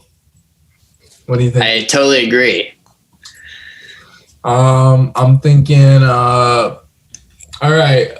So what do you think the future of film's gonna be like? As in, since there have been movies made that should be coming out this year, but they're probably gonna come out next year. But think about it. There are people writing movies that would have come out next year that are going to come out the next year. And I'm wondering how stagnant film is going to be. Like, is it going to be in like all these heats? How is it going to be distributed? I feel like when it was actually pretty interesting when he said this, when Quentin Tarantino made Once Upon a Time in the West, he's like, this is going to be the last movie of its kind. And he was right. It's like, I feel like what that kind of signifies is the end of big budget, like art movies where like the creator has full control. Like you're not going to see this anymore, but you're going to see original movies, but they're going to be low budget, you know? I agree, but I also agree that you don't need a higher budget to make great movies, as in like, you're right. You're totally right. This, you know? Yeah. And I feel like that's where Quentin said, like, this is the last movie of its kind that you're going to see like this. Should we talk about Tarantino? Yeah. Let's do it. Let's do it, dude. I don't like him. You don't like him? Don't like him one bit. Why not, dude? Yeah, I like him. I think he's entertaining. All right. I don't like him one bit. It's maybe an overstatement. I like Inglourious Bastards. You like Kill Bill? I like Hateful Eight. And let me pose you this: you don't like him compared to like most to all the other most directors? Are you like him? Yeah, is he like above average for you? Definitely lower on the totem pole than all the other directors I enjoy. Yeah. I don't know if definitely not my top director, but I like his movies. I think his movies are entertaining. There's a difference between being inspired by something and applying it versus straight up ripping it off. It to the point where I can't enjoy his fucking movies anymore. I've seen too many films. I've watched too many analyses, and it's just like, it doesn't feel like he's contributing a lot at all. It feels like he's contributing a lot of old ideas, which is nice because it's a refresher. It shows us a lot of things that we've forgotten about and that we can enjoy again. I think there's some merit in that. I'm not saying he has to make the best films of all time. I'm saying I don't enjoy the way he says he can steal from cinema. And that really bothers me because I've never seen a film and said, oh, I'm just going to steal that shot. Oh, I'm just going to redo that. And that it really upsets me because it feels like I'm going out of my way to make something original when he will just take something and say, oh, this is what it is. And I've taken it from his, like, he's like the one that really gets me is the shot where he in Django, which I love Django. I do like his movies, but it's like a conflict. It's like the pieces. You know? Yeah. It's like I can't enjoy him. And the shot where Christoph Waltz shoots Leonardo DiCaprio through the flower. I forgot what film it's ripped off of, but it's shot by shot ripped off of it, where a guy gets shot through through the flower. And not only is it shot by shot ripped off of it, but it's worse. It's not nearly as good looking. And I'm like, oh, dude. And like, I mean, he's copied Seven Samurai, but like, let's be honest, Magnificent Seven copied Seven Samurai. But that's a sick ass movie. I love that movie. I mean, not the Chris Pratt Mormon remake. But whatever. I just don't enjoy that he feels like he could copy off a film and get away with it when there's so many other filmmakers doing original shit. Like, I mean, most recently, Boon Joon-hong, or however you pronounce his name, with Parasite. That was utterly original. Like, despite like if it was your favorite movie of the year, I think it was completely super original. Yeah. So I think I also saw another film called Wolf of Snow Hollow, the new Jim Cummings movie. The guy who made Thunder. I heard that's good. I can't recommend it more, and I'm literally not gonna say anything about it because it's so special. It's so short, but it feels like every minute is so genius. Wow. I need to see his other movie too. You haven't seen Thunder Road? Yeah, I haven't seen it either. Oh my! It has that's one of my favorite movies because it's so inspiring because he made it, he directed it, he wrote it, produced it, And he stars in it. That's crazy. Scored it. And that just showed that when I was making my movie, and I saw that before I made my movie, and I'm like, if this guy could do it, maybe I can do it. And also with the Sadwith, our professor, if Sadwith could do it, maybe I can do it, you know? We should bring Sadwith on, dude. And honestly, I would love to talk to him because I know you didn't get a good experience, and I'm sure because he didn't really like your film at all because it's not his. He didn't get it too. He didn't get it. He hates. But it wasn't just that. It was, and I do give him some credit. It was like his first class teaching, and he was doing senior 3, senior 2. But he just did shit that like hurt everyone's film in the class by trying to stick to a straight regimen, like we were in like elementary school. He's like, every day we're gonna read our scripts, and we did this up until week 9. We still did that. I'm like, Sadwith, dude, it's senior 2. And he wouldn't let us leave. We had to like watch his movie in class and like take notes and shit, and he wouldn't let us leave and work on our movie. I couldn't watch it. I tried. I couldn't get through it. But he did the same thing, and also this one kid named Ben had to rewrite a script until the last week of the class. No, dude. And then I showed the movie to a few friends of ours, and they're like, "Oh, it's not bad." I'm like, "You're stupid. You're stupid. You don't know how bad this is. You don't get it. You don't know the origin of bad." But I love that Sadwith thought he was like a genius because the guy went he was saying, "Oh, so I was accepted into Harvard Law, but I rejected it to come to SCAD for film school." I'm like, "You did a dumb thing." I'm like, really dumb thing. You messed up, Sadwith. Yeah. But what's it called? I like Sadwith because he's a sensitive guy, and I hate to say I went through some events that made me pretty sensitive. And when I saw violence in films after those events, it wasn't the same as before. And I actually had very similar reactions to Sadwith when they showed the Kingsman Freebird killing scene in the church, which is when I saw it and originally I thought it was the coolest scene I've ever seen. But when I rewatched it as an adult, it actually made me tear up because I thought it was so awful to see. It actually made me think that all these people are dying horrifically. And I'm like, this is like maybe it's a crazy scene. Yeah, maybe I'm maturing, or maybe it was shot too gruesomely. I don't know. And realistically, which is props to the filmmaker. I love, who's the guy? Matt. Really? I thought it was pretty cartoonish. Yeah, well, I don't know what fucking happened, man. I became a bitch. No, why are you a bitch? I mean, what happened to it? Stuff happens, though. You know, like you grow and you change, but I don't think you should feel bad about it. Oh, yeah.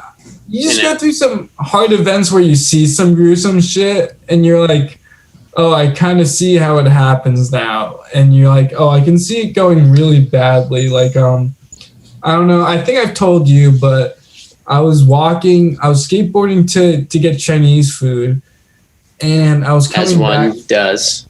Yeah, and I was coming back, and I got my Chinese food. I was pretty excited. Sesame chicken, let's go. And I'm walking back across the sidewalk instead of skateboarding because I didn't want to get hit by a car. And the light turns green right after I cross the sidewalk. In a car, I'm like this, and a car is like this. And right like inches away from me, it gets rammed by a van. And it's a complete drive-by or whatever they call it, hit and run. And it blows through, spinning the car out. And I'm like right inches from it. And I'm like, what the fuck? I smoked because I'm in college and I'm really high. I'm like, what the fuck did I just see? And and the car's leaking oil. Everything's damaged. No one's helping. And I'm like, I'm the one that has to go help now. I drop my food that I was really desperately looking forward to. I go and I have dreadlocks basically at this point in my life. I'm like, they're down to here in a big beard. And I'm opening this like a wizard. Yeah, I'm like opening this woman's car door. I'm like, are you okay? And she's like, I think I'm fine. I just dropped my baby off. I'm like, holy shit. So her baby, her car seat that was in the back of her car was mangled. So if their baby was in the car for like 10 more seconds, it would have been destroyed. Wow. And I'm like, and I go, I was a lifeguard. And one thing to teach you as a lifeguard is if you ever need to call 911, and it's a good tip, you don't call someone out by how they look or like whatever you do, but like you say, like, I saw some girl with a red shirt. I go, red shirt, call 911 right now. And she calls 911. The cops came. I told them a whole statement. I'm so baked. I'm like, I just need to help this woman. And then I'm like, okay, I have to go home and eat my food now. So I skateboard home. I go home and I tell my roommate and I just start crying. I'm like, oh, wow. I was going through some shit, dude. And all you wanted was some Chinese food. But hey, you answered the call of duty, man. Yeah, that's good of you. Oh, but like also I feel like it's made me a worse person in a way where I'm like, I walk around thinking, oh, I've done enough good in my life. I don't need to do any more good. And like it's like I saw some woman like to make me feel like a shittier person and make me look worse. Because everyone has a balance, right? I saw a woman fall next to her husband. I'm like, oh, she's got it. She's fine. I don't need to help her up. I've had moments like that. You know, like sometimes you feel like this isn't your moment. Like I've been in a band recently, or in a band. They want to make a band. I've been playing guitar and sax in it, and they're like, "What are your ideas?" I'm like, "Oh no, it doesn't matter about my ideas. I think I control enough ideas in my life. Like, let's do your ideas." And that's how I kind of felt, you know? Yeah. Yeah, dude, I had once I was in Forsyth and we were hanging out there. I think we were talking to somebody and we see this dude come on a bike. He's like crossing, I think right on like Drayton Street. And there's a guy accelerating around one of those tour buses that blocks the way. So this guy's coming this way in the front of the tour bus on his bike and the car's accelerating around. And all we hear is just like tires screeching. And we look over and the guy like hits this old man on a bike. And the guy flies up on the bike. Damn, dude. And it was like crazy. But you know what was weird is I found out is I just froze. I didn't do anything. I was like, man, someone should help him, dude. Oh my God. But now he turned out to be fine, but it was like it was pretty scary. Savannah's one of those places that feels a little surreal sometimes. I was my same Chinese place. Which place would you go? Peking Chinese. Yes. That's really good. Peking House. They one time gave me a meal. I liked Egg Roll King more, I think. Me too. I couldn't trust Egg Roll King. I might have to get some this weekend. I'm going to Savannah. They both look like shit, dude. Dude, they do. Well, so I'm good friends with them now, and I wanted to learn Mandarin so I could speak to them. And but what's it called? I one of the times I didn't have enough money to pay, and they let me get it for free. And I went back and I made sure they took back the money I owed for them. And one cute girl goes, "That was really nice of you." I'm like, "What?" And she goes, "That was really nice of you." I'm like, "Thanks." And I'm like, if I was like if I had some like fucking libido, I would have been like, "Yo, let's go out." But I didn't. I'm a piece of shit. You're like, "You want to pay for dinner?" Yeah, but there's this other time. This was really crazy. And I actually, speaking of Quentin Tarantino, this is the sheriff from the Tarantino Kill Bill movie, who was actually in Peking Chinese at the time. Who? So do you know the sheriff from Kill Bill? Yeah, from the beginning. Yeah, I think so. He has a voice like this. Like the old man? Yeah, and he speaks like in a really southern drawl. And what's it called? Sorry. But basically, I didn't know it was him until I watched Kill Bill again. And then I found out it was him. Is he just visiting? Kind of. He sounds like he's stuck there because he's forever drunk. What happened was we went to Peking Chinese and there's some guy going, "You guys drive here?" I'm like, "Yeah." He goes, "You going that way?" We're like, no. He goes, "I'm pretty sure you're going that way." And we're like, "No, we're not going that way." I guess he goes, "Your students, what are you studying?" And I looked like, I didn't have long hair, but I had pretty long hair and a big beard. And he goes, "You look like Steven Spielberg. Are you studying film?" I'm like, "Yeah, I'm a director." He goes, "Oh, Steven Spielberg, a director. Why don't you direct me?" He grabs a table and throws it across the room. What? "Direct me, director." I'm like, what the fuck is going on? What did Quentin do to him? Dude, he was freaking out. Quentin probably fucked him up hardcore. He's honestly, like, all I see him is he always. Quentin's like, "I like his feet." He's like, "I like it. I suck Quentin's toes." It's Quentin Totino. What's it called? This is a lifeguard move, by the way. I don't know. It's a habit. That's a crazy story, man. You're making me. I'm going to Savannah this weekend. You're making me miss. Dude, I wish I could go. get It's back. probably closed. Peking, yeah. No. No, dude, those places don't close, dude. I guess you're right. They're essential business for the homeless. Yeah. All the MSG. Yeah. They're going to survive past the Great War. Yeah, probably. I like them because they knew me and they were like, "Oh, been back. It's been a while." I'm like, "Oh, sweet. You remember me." That's awesome. Yeah. I was always a regular. I had to write. Did you ever go to It'd make me feel like shit, though. At least with Egg Roll King. After I barely ate it. I barely ate it every time. Like, What do you mean, dude? I would eat it all. oh, it would be like every now and it'd be hit or miss, as in like one time it'd be amazing and then the next time it'd be like, you can't even touch this shit. Yeah. Like it'd be like lava in like chicken shit form. You're like, is this even meat? Like, what is this? I picked up a shit ton of weed at a fucking did you hear about, do you know 420 wings or 520 wings? Yeah. So It's just fair this last weekend. So wait, you were in Savannah last weekend? Yeah. Oh, how was it? What was it like down there? Is it a ghost town? 520 wings. Or no, like Savannah. It was full. It was packed, dude. Fuck, dude. Yeah, my parents are there right now, and they're like, it's packed. Like, there's no parking. Yeah. That's a little scary, bro. When COVID hit, so when COVID happened, I was following it when it happened in China. Like when it just started, and I stopped getting Ubers. I stopped ordering food. I walked everywhere. I'm like, if it's in China, it's here. Mm-hmm. Like, it's no doubt. And I was telling everyone was making fun of me, dude. I was Jeff Goldblum in the fucking like whatever movie, Independence. I was like, it's a virus, you know. But I was so scared, and I still haven't eaten out or anything. Wow. I make my own food and shit.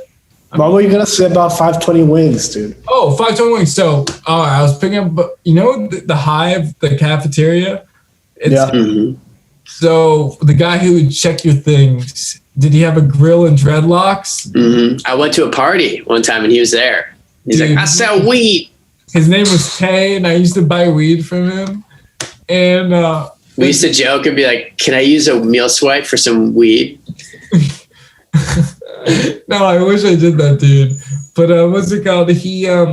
I'd always get in his car. One of my favorites, I have two good stories. The first one that's not as good was I get in his car, he goes, "Yeah, you want some lean?" And I'm like, okay. So I dip my finger in it, like it's a Sprite bottle of lean. And then I'm like, I put my other finger in my mouth to pretend I took it. And I wipe my other finger off because no shit, I'm taking that shit. Yeah. And he goes, He's like, yeah, good shit. I'm like, yeah, I'm fucked up. He goes, yeah, I'm so fucked up right now. I'm like, you're driving. It's like, I'm in your car. And then the next time I pick up from him, he gives me weed in a chip bag and like a Frida bag, like those Frida chips. Gross. Like, what's it called? I get in his car and he goes, you see that? I'm like, yeah, I see that. He goes, it's a TV. He has a 20-inch TV like on his dashboard. And he's playing music videos on it. I'm like, yeah, that's pretty sick. He's like, yeah. And then the next time I picked up from him, he gave me weed in a child's drawing. Like he wrapped up a child's drawing. Like this like horror movie. Wow. I'm like, are we in Sinister? I'm like, what is this shit? He's like, you see this? I made that. He's like, and then we stopped buying from him because he's ripping us off hard. But he's a cool guy. He's super, like, I never felt threatened by him, you know. And that's weed was tough to get like good shit in Savannah. You really had to find a good. Did I tell you the time I got kidnapped? No, dude, I got kidnapped. So this is like a few years ago. I'm not doing this anymore. So, what's it called? I knew this guy I was pretty good friends with at the time, and he'd give me, you know, weed. And what happened was, I got back to Savannah. I hadn't seen him in a while, and I texted him saying, "Hey, you free?" And he never texted me back. So I'm like, I'm going to skateboard because I like skateboarding. And I see him parked outside my house. I'm like, oh shit, hey man, I was texting you. He's like, yeah. And what I see is a man that I don't recognize, but he's in his car. It's the same man, but he's growing his beard and hair out. He's brushing his beard and wearing a crazy purple hat. And he's looking at me. I'm like, oh shit, I was just going to get your money, you know, saying, oh, I'll pick up weed from you.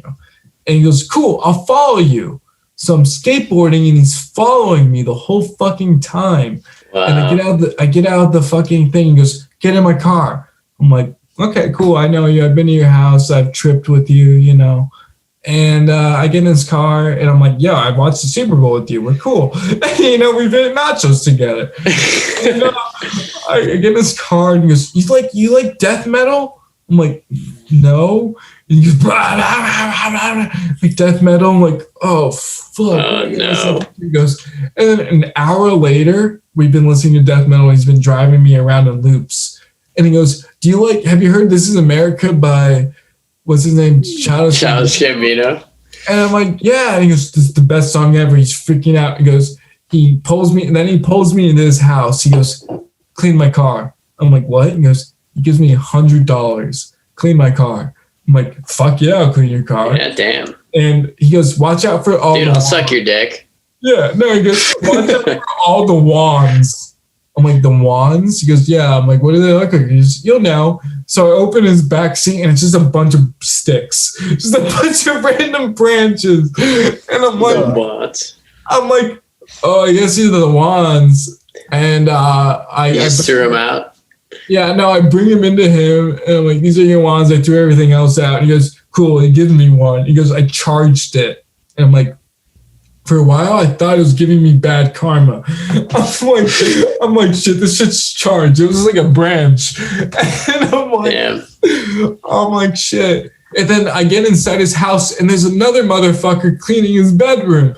I'm like, he got this other guy wrapped into this. Damn. I'm like, shit. He's some super tall guy. You're in a pyramid scheme, dude.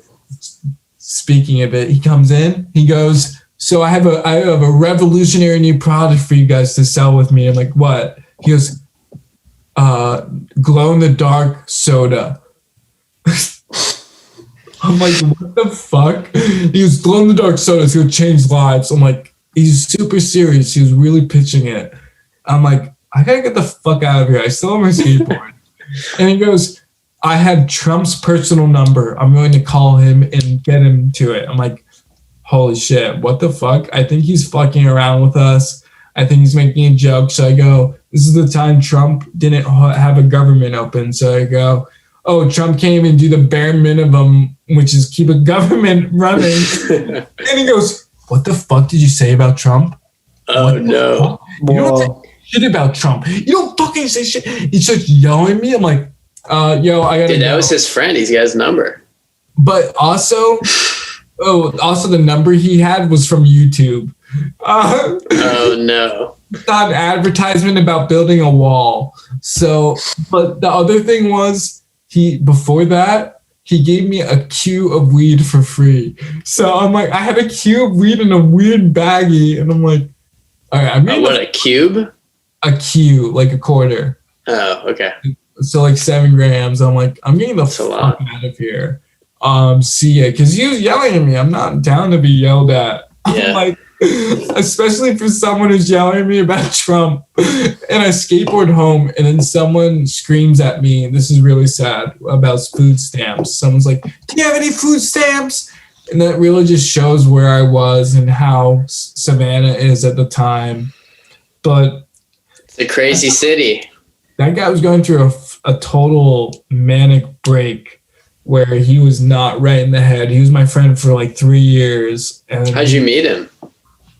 I met him through a friend that I knew from my town who went to SCAD, and he hooked me up with him. And I'm like, yo, I need a little weed as a freshman. And he got me in touch with him. Dude, dealers in Savannah were strange. Oh yeah, he gave me he gave me acid, he gave me all this stuff. He literally had anything you wanted. He was super addicted to Molly. Ultra addicted. To the point where for you, dude.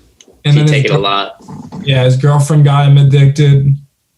It definitely fucked him up quite a bit. Because it was like one of those things where you do, instead of getting high, you take Molly. You know, imagine that. And that like depletes your fucking... Yeah, it fucks you up, dude. HTP or whatever that fucking is called. Your, what's the thing with the S? Serotonin? Yeah, serotonin. Pretty much all your essential things to make you happy are depleted because you were like, I want to be extra happy. Yeah, I've never tried it. I want to try it at some point. I heard it's okay if you take it like once in a while. I've done it. But I heard the come down's tough. I've done, it's called SAS. It's MDA instead of MDMA. And that was the most, I've taken the most, I've taken over 4 tabs of acid and just taking like a full, I don't know. I didn't do enough research into it. I just took what Matt, the guy who was crazy, told me to take. He goes, I'm taking this tonight. You should take the same thing. And he was addicted to it. So I took the same thing he took. And he goes, make sure you eat. I didn't eat. Oh, no. And I literally thought I was going to die. What happened was I felt like I was sweating like too much. Like I couldn't control my heat. And I walked outside. I didn't know if I wanted to be inside or outside. So I started walking outside. The whole outside became a treadmill. I'm like, oh no, I'm tripping hard. Oh no. I'm like, this is not what I wanted tonight. Do it. I want to take like a tiny bit of mushrooms. I'm like, I don't want to do this tonight. Yeah. And the whole thing became a treadmill. I'm like, okay, I'm tripping so hard. It was like a tough trip. Oh, it was like heavy. I had the most psychedelic visions I've ever had in my life. I astral projected out my body and became separated into white liquid and black liquid as I turned around. While you were walking?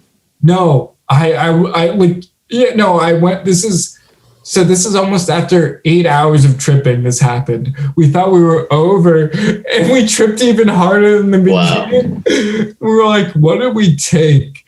We didn't know what the fuck we took. It was only 80% SAS and 20% probably meth, you know? Wow. And it was such a crazy trip, but I was going through a lot of bad trip anxiety from my last one. But whatever this was totally cured it, you know? I went. Really? Yeah. I was going through a lot of issues and then I took this and I'm like, I think I'm good. You know, like I dealt with a lot of the shit I was dealing with. I faced a lot of the courage I wasn't willing to face, you know? It was a good time. Yeah. Trips can be beneficial, dude. Sometimes it's like putting yourself through something tough, like life-changingly tough. Well, yeah, you got to sometimes destroy yourself to rebuild, but I also think with psychedelics, there has to be an end game. I don't think it should be a lifelong thing. I mean, personally, for myself, I can't speak on an account. You probably get stuck in a loop. Yeah. More. Yeah. Well, I feel like sometimes it can create damage, but I mean, I think if you abuse it, definitely. Well, I think there are perfect candidates for it, where there are people that can just do as much as they want and be totally fine. And I call them the perfect candidate. And I'm not that. That's how I see it. You know? I don't think I've met anyone that's done it all the time and is totally fine, though. That's true. There's a point where you regress. You're like, I know that guy's done some psychedelic shit. Well, like, it's funny. I knew a friend in college, one of my first friends, and he spoke so rapidly. And I'm like, whoa, you're different. And he's like, he took a lot of psychedelics. And then when I finally got to his kind of level, I started speaking so rapidly. And I'm like, shit, I'm fucked. Oh, no. You know, like it's a weird thing when you compulsively speak. I don't know what the fuck it is. Yeah. Mushrooms feel very safe, though. I've only done mushrooms. That's probably the only thing I wish I ever done.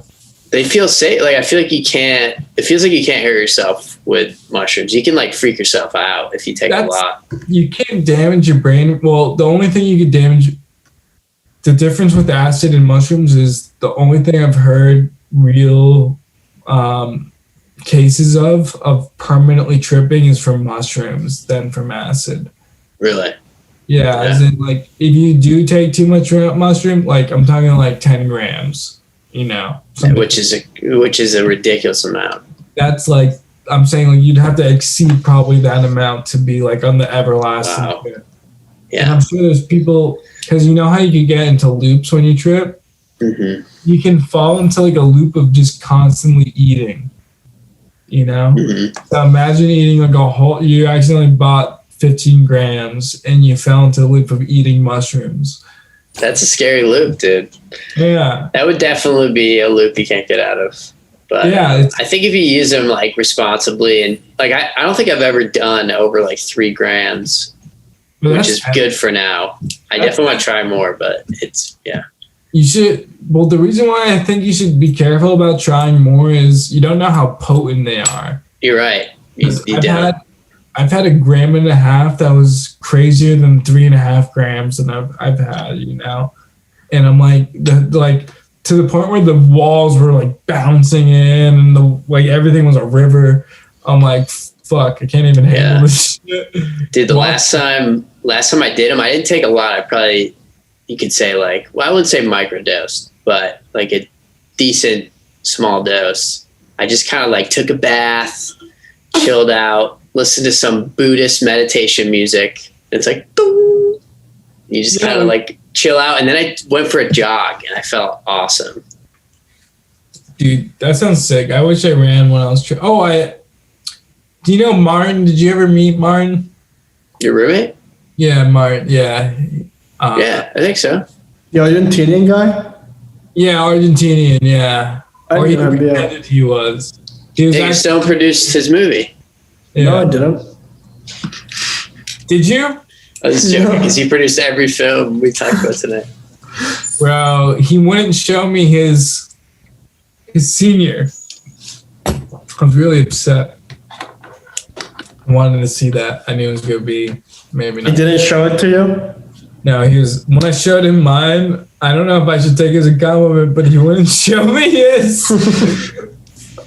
I just remember he never did anything in the department. We had, like, a conversation at the end of school where he's like, Max, you know, I know you're going to be a filmmaker, but maybe I'm going to go into different things. Yeah. I remember him telling me that. He's like, I'm going to go home. Yeah. He's like, I'm like, don't worry, Martin, you're charming. You'll fuck whoever you want. Don't worry about it.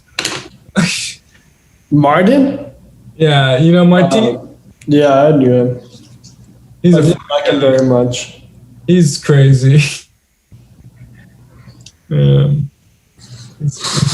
right, boys. Should we start wrapping this up? I can't believe we're wrapping it up. Dude, this might be the longest we've done. We did 2.5 hours. Wow, dude. Dude, this could be the trio. This could be, dude. Hey, I just want to give everyone a round of applause. You guys killed it, dude. This is the biggest episode yet. Wow, dude. This is big. I'm going to stop the rolling, but we can stay on. I had a lot of fun. I'll stop rolling.